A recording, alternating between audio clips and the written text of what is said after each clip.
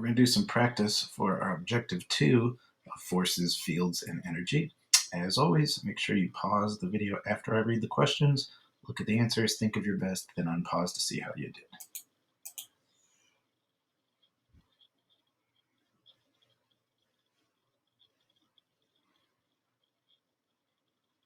A vector is often drawn with a, go ahead and press pause while you think of it. All right, remember we said vectors are lines with arrows, but the arrow is the key because without it, we don't know what direction we're going. So green is going to be our choice.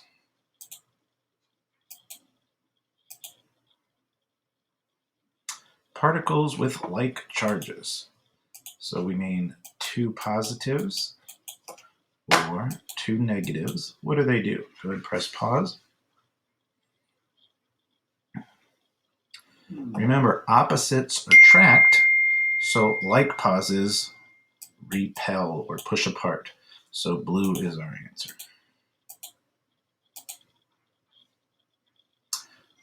Particles with opposite charges, what do they do? Go ahead, press pause. So this, we're talking about a positive and a negative. And on the last slide, we said they attract, they come together. So that's going to be yellow.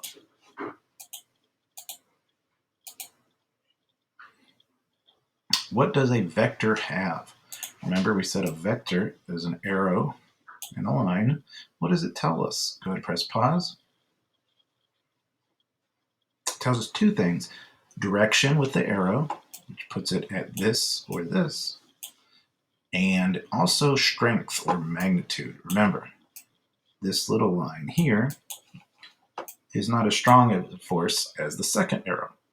How do I know that? The longer arrow means the stronger the force or the bigger the magnitude. As a ball is released inside Earth's gravitational field and begins to fall to the ground, what is true? Go ahead, press pause while you read it.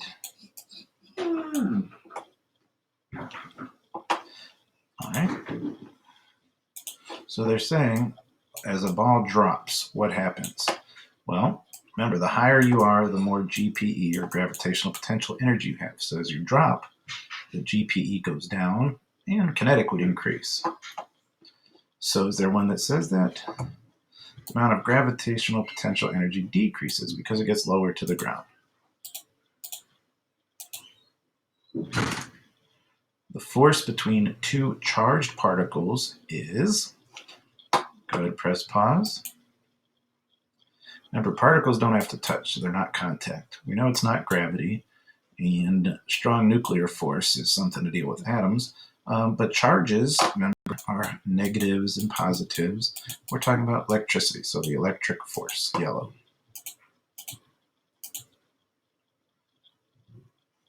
There are 2 charged objects being held near each other. One is released and flies away. Why? Press pause.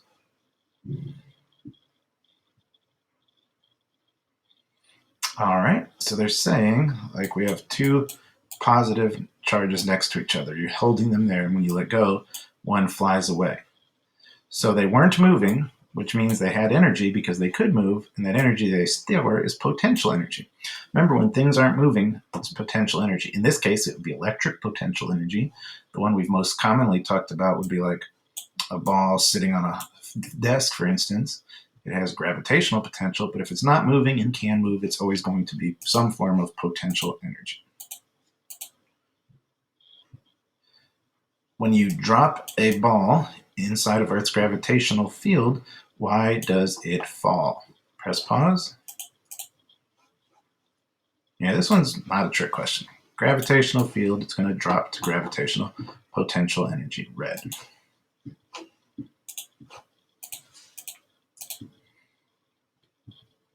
A vector force field refers to what?